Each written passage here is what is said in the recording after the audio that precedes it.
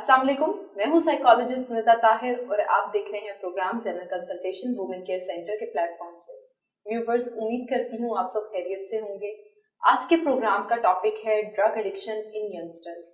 आपने अपने इर्द गिर्द देखा होगा, ऐसे बहुत से लोग हैं या बाज़ औक़ात हम खुद दूसरे लोगों को मुतासिर कर रहे होते हैं। बहुत से लोग जो हैं वो नशे की लत पे लग चुके हुए हैं। वो ना सिर्फ खुद को बल्कि अपने इर्द गिर्द माहौल को भी बहुत बुरी तरह से मुतासिर कर रहे होते हैं। एक रिसर्च के रिपोर्ट के अकॉर्डिंगली देखा गया है कि 53% लोग जो हैं वो पाकिस्तान में ड्रग एडिक्शन के इन्फ्लुएंस में हैं और मोस्टली इसका शिकार हमारी नौजवान नस्ल है।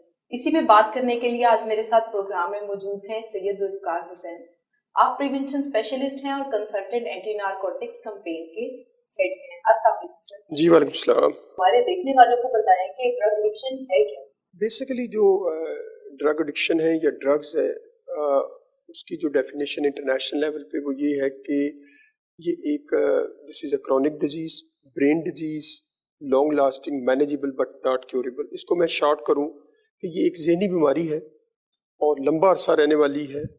ये मैनेजेबल है, क्योरेबल नहीं। इसको मैनेज किया जा सकता है, क्योर नहीं किया। क्योर हम इसलिए लोगों को नहीं मैनेज का नहीं लफ्ज़ इस्तेमाल करते, क्योर का ज़्यादा कहते हैं कि होगी। क्योंकि सारी बात जब आप किसी को स्टार्ट पे ये बता दें कि आप ठीक नहीं होंगे और फिर वो ना अपनी जितनी भी अपनी सोच है और अपने फ्यूचर की जो उसकी लाइफ है वो समझता है पता नहीं मैं रहूं या ना रहूं। लेकिन जो नशा है ये देखने में यही आया है कि आपने देखा होगा कि रिलैप्स रेट बहुत ज़्यादा है। एक बार इलाज करवाते हैं, दूसरी बार, तीसरी बार, चौथी बार। उसकी यही वजह है कि ये एक ज़हनी बीमारी है, लंबा अरसा रहने वाली है, ये मैनेजेबल है, क्योरेबल नहीं। बिल्कुल सर, आपकी इसी बात में क्रॉनिक एडिक्शन की आपने बात की ना, हमारे देखने वालों को ये बताएं कि क्रॉनिक एडिक्ट कौन होता है या क्रॉनिक एडिक्शन क्या कहलाती है? क्रॉनिक एडिक्शन वो एडिक्ट हैं जो लंबा अरसा ड्रग का इस्तेमाल करते हैं। यानी आपने आज नशा शुरू किया, साल हर साल उस पर एहसार करते हैं। लेकिन ड्रग्स के फील्ड में जो 6 माह से ऊपर या 1 साल के करीब जो नशा इस्तेमाल करता है और रेगुलर बेस, और उसे हम क्रॉनिक एडिक्ट यानी पक्का नशाबाज है। वो नशा यानी उसमें कोई भी गैप नहीं है, कोई रिलैप्स नहीं है, 1 साल से अगर मुसलसल वो इसके इन्फ्लुएंस में है तो वो क्रॉनिक, वो आपकी बॉडी का हिस्सा बन जाता है। आपका एहसार, आपकी बर्दाश्त जो है वो बढ़ जाती है और इसी वजह से वो हम उसे क्रॉनिक एडिक्ट कहते हैं, क्योंकि वो उसके बगैर नहीं रह सकता। जिस तरह आप खाने के बगैर नहीं रह सकते, पानी के बगैर नहीं रह सकते, इसी तरह एक क्रॉनिक एडिक्ट नशे के बगैर नहीं रह सकता। इसीलिए हम उसको क्रॉनिक एडिक्ट कहते हैं। बिल्कुल ठीक है। अच्छा सर, आप माशाल्लाह बहुत ज़्यादा मीडिया पे भी होते हैं और आपने बहुत सारा काम भी किया है ड्रग एडिक्शन की प्रिवेंशन पे, तो फिर भी इसकी रेशो में कमी कोई नहीं आई, बल्कि ये एडिक्शन बढ़ती जा रही है हमारी नौजवान नस्ल में। तो इसके बारे में आपका क्या कहना है? इसकी बहुत सी वजूहात हैं जो ड्रग्स के बढ़ने की। देखें, सोसाइटी में 3 बड़े स्टेक होल्डर हैं जिनकी मैं अक्सर निशानदेही करता हूँ। Number 1 government. गवर्नमेंट जो है एक माँ का किरदार अदा करती है, जो स्टेट हम जिसको कहते हैं। लेकिन जब वो जिम्मेदारियाँ पूरी नहीं होती किसी भी साइड पे, तो फिर ये हालात हमारे सामने जो हम देख रहे हैं। उसके बाद पेरेंट्स दूसरे बड़े स्टेक होल्डर हैं और तीसरे नंबर पे टीचर्स हैं। पेरेंट्स जो हैं वो भी अपनी जिम्मेदारियों से उदाबरा नहीं होते। पेरेंट्स समझते हैं कि आज के दौर में हमारा काम है सिर्फ बच्चों के लिए बाहर से पैसा कमाना, पैसा कमा के उनको देना। बच्चों की जो परवरिश है, बच्चों की जो तरबियत है, वो सबसे बड़ा मेन फैक्टर है, उस पर हम तवज्जो नहीं देते। और तीसरे बड़े स्टेक होल्डर वो टीचर हैं। टीचर समझते हैं जी बच्चा घर से ज़्यादा टाइम इंस्टीट्यूशन के अंदर गुजारता तो है, लेकिन ज़्यादा टाइम घर में देता है। कॉलेज में, स्कूल में, यूनिवर्सिटी में उसके ज़्यादा 5-6 घंटे, लेकिन वो भी एक दरसगाह है। जिस तरह हम कहते हैं ना, बच्चे की जो पहली दरसगाह उसकी माँ की गोद है, इसी तरह जो स्टूडेंट्स की तरबियत के लिए दरसगाह है वो इंस्टीट्यूशन है, और उसमें मेन रोल जो है वो टीचर का है। टीचर भी अपनी जिम्मेदारियों से उदाबरा नहीं हो रहा, जिसकी वजह से ये 3 बड़े stake holder government, parents and teacher, जब ये जिम्मेदारियां नहीं अदा कर रहे तो उसकी वजह से आप देख रहे हैं हमारे माशरे में जो एक हमारा जो नेशनल सर्वे है जो 2013 को جس کو شائع کیا گیا تھا government of Pakistan, ministry of narcotics and UNODC نے، اور اس کے مطابق 6.7 million people are using hard and soft drugs, اور اس میں شراب شامل نہیں ہے۔ اور آج دیکھیں 2020 ہے، 2020 میں بینگ ایز ایکسپرٹ میں اکثر یہ بات کہتا ہوں کہ 10 ملین یعنی 1 کروڑ افراد جو پاکستان میں نشے کا شکار ہیں، اور ان میں اکثریت نوجوانوں کی، ہماری یوتھ کی ہے جو تیزی کے ساتھ اس میں بڑھ رہی ہے۔ بالکل ایسا ہی ہے، اور اس کی وجہ سے بہت سی چیزیں جو ہیں متاثر ہو رہی ہیں ان کی۔ سر موسٹلی یہ بھی دیکھنے آیا ہے کہ ان امپلائمنٹ کی وجہ سے بھی جو ہے یوتھ بہت زیادہ اس میں آ رہی ہے، تو آپ تو ان کے ساتھ کام کر رہے ہیں اور ماشاءاللہ 30 سال سے اوپر کا عرصہ ہو گیا آپ کو اینٹی نارکوٹکس کی فیلڈ میں، تو اس کے بارے میں آپ کا کیا کہنا ہے؟ لیکن they are so many reason, not only one جو آپ نے پن پوائنٹ اسپیسیفک جو پن پوائنٹ کیا ہے۔ I think that in employment, lack of education, lack of blessing, پھر آپ کا فیوچر آئیڈیل نہ ملنا، دوستوں کی بری صحبت، دوستوں سب سے بڑی جو 80% نوجوان جو اڈکٹ ہیں، جو نشے کی طرف جا رہے ہیں، اس میں دوستوں کی بری صحبت ہے۔ دوستوں کے ایسے پریشر ہے، ایک دوست استعمال کر رہا ہوتا ہے، کیونکہ آپ ایڈکشن جو ہے، یہ میں والدین کو بتانا چاہتا ہوں جو یہاں ہمارے جو پروگرام دیکھ رہے ہیں، کہ ایڈکشن جو ہے آپ اکیلے نہیں کرتے۔ ایڈکشن آپ، ایک تو بندہ آپ کو جگہ پرووائڈ کر رہا ہے، دوسرا ڈرگز لے کے آ رہا ہے، تیسرا پیسے دیتا ہے، چوتھا جو ہے دوسرے دوستوں کو لے کے آتا ہے، یعنی یہ 3-4 لوگ مل کے نشے کا استعمال کرتے ہیں، اور یہی دیکھا گیا ہے کہ دوستوں کی بری صحبت جو ہے وہ نشے کی طرف نئے لوگوں کو اٹریکٹ کر رہی ہے۔ سر آپ بہت سے ایجوکیشنل انسٹیٹیوٹس میں بھی پریونشن کے کام کرتے رہے ہیں اور کر بھی رہے ہیں، تو سر اس کے حوالے سے آپ کا کیا کہ یوتھ میں کیا اتنی اویئرنیس ہے کہ کیا یہ چیز بری ہے یا غلط ہے، اور کیسے وہ ان میں سے نکل سکتے ہیں؟ لیکن ہر ایک کو پتا ہے، آپ ایک کلاس روم میں بچے پڑھ رہے ہوں، ٹیچر کہہ دے کہ کلاس روم میں سانپ آ گیا تو سارے بچے بھاگ جائیں گے۔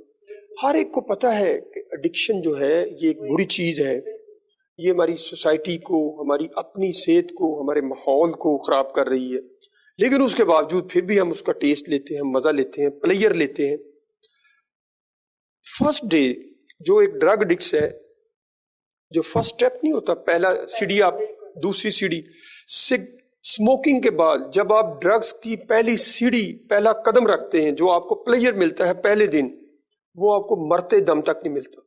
وہ پلیئر لینے کے لیے آپ ڈوز بڑھاتے ہیں اور کرونک ایڈکٹ بن جاتے ہیں، اور آہستہ آہستہ آپ اس کی ڈوز بڑھاتے ہیں، اور ڈوز بڑھانے کے ساتھ ساتھ پھر آپ نشے کی طرف اس کو چھٹکارا بھی چاہتے ہیں، لیکن آپ چھوڑ نہیں سکتے۔ بالکل ٹھیک۔ سر آپ کی NGO جو ہے وہ کافی عرصے سے یوتھ کے لیے کام کر رہی ہے، تو کیا پریونشن اسٹریٹجیز جو ہیں وہ آپ لوگ استعمال کر رہے ہیں؟ ہم جو پریونشن اسٹریٹجی ہے، ہمارے جو 2 ادارے ہیں، ایک تو یوتھ کی آرگنائزیشن ہے اور ایک ٹریننگ انسٹیٹیوٹ ہے، ڈرگ ایڈوائزری ٹریننگ ہب۔ یہ سٹی ڈسٹرکٹ گورنمنٹ کے ساتھ ہم نے مل کے ایز اے کو برانڈڈ پروجیکٹ ہے جو 10 سال ہو گئے ہیں، اور اللہ کا شکر ہے ہم نے بڑے جو انٹرنیشنل سٹینڈرڈز ہیں نا پریونشن کے، وہ ہمارے ملک میں نہیں ہے، لیکن آہستہ آہستہ ہم نے اس کو انٹروڈیوس کروایا ہے۔ جو انٹرنیشنل پریونشن ہے کے سٹینڈرڈز ہیں وہ یہ ہیں کہ آپ پیرنٹ کو پیرنٹنگ سکل پہ ٹریننگ دیں، ٹیچر کو ٹیچنگ سکل پہ ٹریننگ دیں، بچوں کو، اسٹوڈنٹس کو، سینئر اینڈ جونیئر اور یونیورسٹی کے اسٹوڈنٹ کو بیسک لائف سکل گزارنے کی مہارتیں بتائیں، یعنی آپ نے زندگی کو کس طرح بہتر بنانا ہے، آپ کی زندگی کا مقصد کیا ہے، آپ کی زندگی میں اگر غصہ آتا ہے اس کو کس طرح قابو کرنا ہے، دوسروں کے ساتھ کس طرح ملنا ہے، اپنی شخصیت کو کس طرح بہتر بنانا ہے، ماحول کیا ہے، آپ کہاں رہتے ہیں، یہ وہ ساری چیزیں ہیں جو انٹرنیشنل پریونشن سٹینڈرڈ میں بتائی جاتی ہیں۔ اگر آہستہ آہستہ میں سمجھتا ہوں کہ پاکستان میں بھی وہ اب سلسلہ شروع ہو چکا ہے، اور ہم نے بھی وہ اڈاپٹ کیا ہے۔ ہم نے گزشتہ 3-4 سال میں لاہور کے تقریباً 2700 سے زائد تعلیمی اداروں میں پروگرام کیے ہیں، ایک بار نہیں کئی بار۔ ہم نے ٹیچر کو ٹیچنگ سکل پہ ٹریننگ دی ہے، پیرنٹس کو پیرنٹنگ سکل پہ۔ بات کاٹ رہی ہوں کہ تو اس کا ایفیکٹ آپ کو نظر آیا؟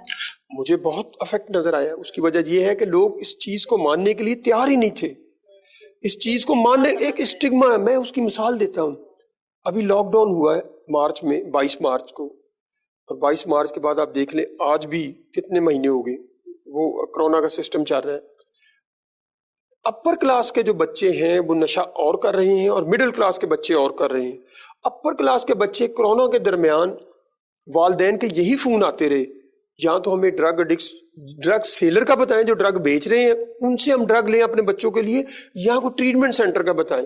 पेरेंट्स को पता ही नहीं होता था कि बच्चे किस तरह नशा करते हैं। बच्चे फार्म हाउस में चले जाते थे, पार्टीज में चले जाते थे, बच्चे अपने दोस्तों के साथ चले जाते थे, बच्चे अपनी गाड़ियों में बैठ के नशा करते थे। बच्चे जो प्राइवेट इस वक्त जो चल रही हैं टैक्सीज, वो यूनिवर्सिटी में मंगवा लेते थे, फारग पीरियड में होता था, उसमें बैठ के पैसे पूल करते थे और 2 घंटे या घंटा लगाया और वहीं से नशा करके वापस आ गए। तो पेरेंट्स को तो ये पता ही नहीं होता था। अब आहिस्ता आहिस्ता लोगों के अंदर वो शऊर पैदा किया हमने, इसी अपनी अवेयरनेस कैंपेन के जरिए लोगों के अंदर आगाही आई है। लोग अब जागे हैं, चाहे वो अपर क्लास के हों या मिडिल क्लास के हों या पुअर क्लास के हों। और मैं ये भी एक बात कर दूं कि जो नशा है ये किसी अमीर और गरीब को नहीं देखता, ये अमीर और गरीब के फर्क को खत्म कर देता है। नशा अमीर के घर में या गरीब के घर में उसके सुकून को तबाह कर देता है, लोगों की जिंदगियों को तबाह कर देता है। नशे इस्तेमाल करने वाले से ज्यादा उसका असर उसकी फैमिली पे होता है।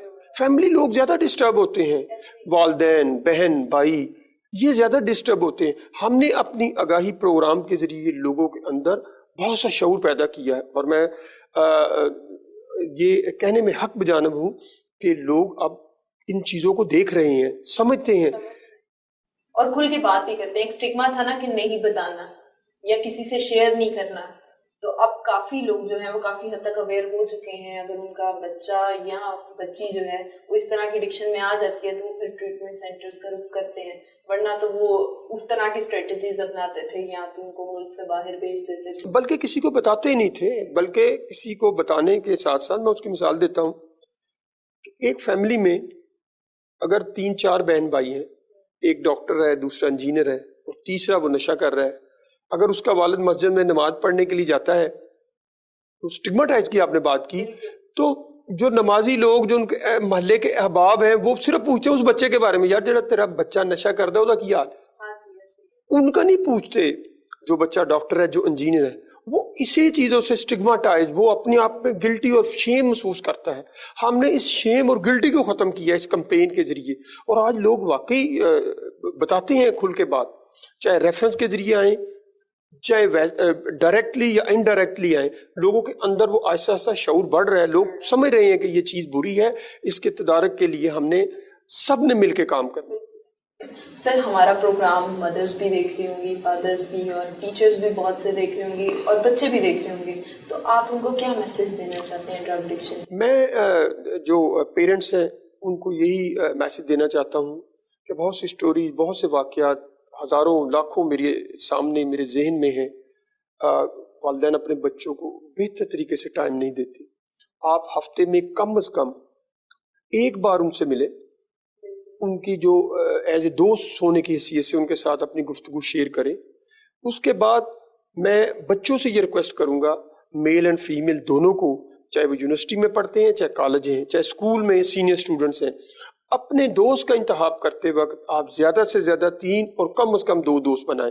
उनकी इंफॉर्मेशन आपके वालिदैन के पास और आपकी इंफॉर्मेशन उनके वालिदैन के पास होनी चाहिए।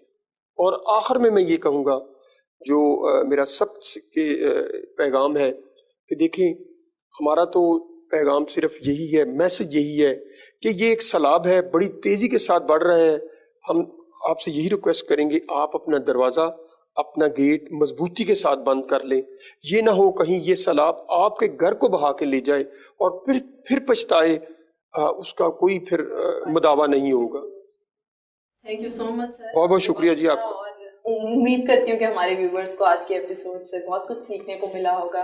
अगर आपका मजीद कोई क्वेश्चन है या किसी टॉपिक के बारे में आप जानना चाहते हैं तो नीचे कमेंट्स में हमें बताएं। इसी के साथ मुझे दीजिए इजाजत। अल्लाह हाफ़िज़।